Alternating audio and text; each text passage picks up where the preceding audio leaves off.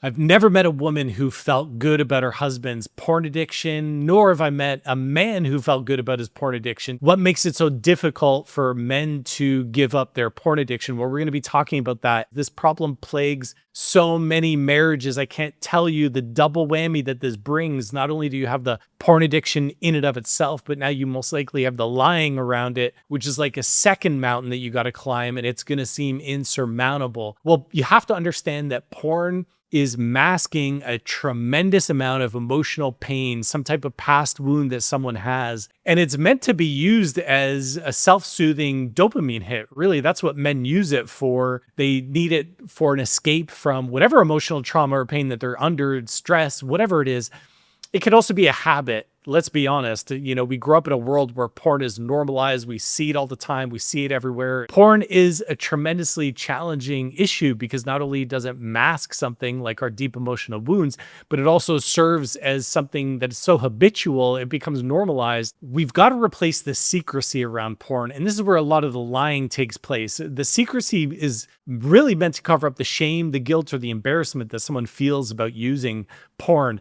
And so if your husband struggles with this, the first thing you want to do is you want to go to him and remind him that openness and transparency are more important than the pain of his porn use causes in the first place. I was just chatting with a client today, and we were talking about how he took some drugs at a party, danced all night, and disclosed to his wife that he'd used the drugs. She was really upset by that. She thought that was a really breach of whatever values or belief systems that she has. She really wasn't happy about it. But what she failed to see, the green flag that she failed to see, was that he wanted to be honest with her about whatever drugs he took. And that's a beautiful thing, because that's a giant green flag when a man says, I would rather be honest with you about the behavior that you don't like of mine than lie to you about the behavior you don't like of mine. So what you want to do is you want to cultivate with your husband an openness and a transparency, no matter how painful the porn in and of itself is. If you can cultivate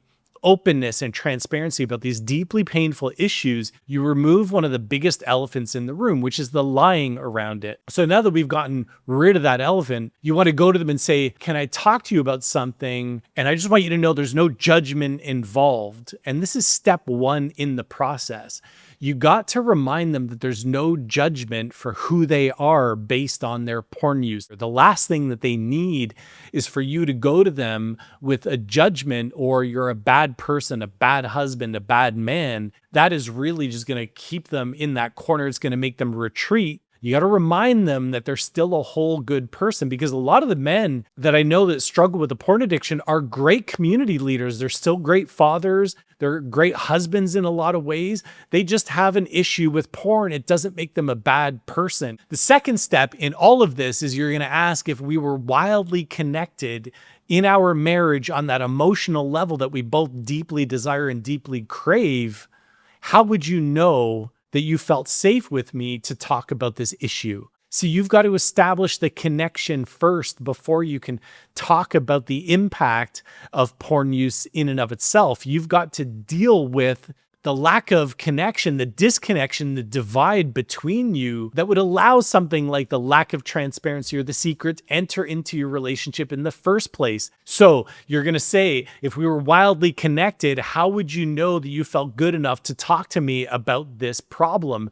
I don't have to like your porn use, and you don't have to like that I don't like it, but let's deal with that once we feel connected with each other. And the next question you're going to ask is, would you be open and willing to talk to me about what your porn use is doing to our relationship? So now we've got the secrecy out of the way. We now got to talk about what message is he intending to send you, because chances are, if he's got a daughter, or if you guys have a son and he's married to a beautiful woman, you guys have a daughter-in-law, do you want those younger women in your lives, your own daughter, your daughter-in-law, to have to go through the pain of their husband or their partner choosing porn over cherishing them and making them feel like they're the only person that matters, that they want to connect with? There's a strong message that's being sent you by your husband with this porn use, because I really don't know that a woman can go through her entire life without feeling chosen and cherished inside of her relationship.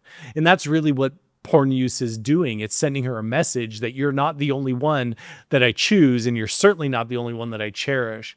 So ask him, are you willing to have a conversation about what message your porn use is sending me? Because it's not a good one, and we still need to talk about this. Maybe there's some boundaries and parameters that we can build, and we can have conversations and find solutions about your porn use. At the very least, you're going to understand his willingness to have a conversation with you. Hopefully, he will rise to that challenge. Hopefully, you guys have gotten rid of the elephant in the room around the lying and the lack of transparency around the porn use. And then you've removed the judgment around the porn use in the sense that he can still be a good man, a good husband, and a good father because he uses porn. But then the last thing that we're going to do is we're going to ask him to participate in a conversation about what message it sends you. And after you've done those three things and you're still having a difficult time, come on over to Instagram and ask me, Jonathan, what do I do now? Because I understand that this isn't a silver bullet. It's not a silver bullet. Something like a porn addiction is a very challenging issue to eradicate from a relationship. But I answer every single one of my DMs over on Instagram. So come and follow me there. It's Relationships with Jonathan. I'm happy to continue the conversation. And I just want to say thank you guys so much for being here with me. You guys make all of this possible. I'm here to save 1 million marriages, and yours could be next. Take care.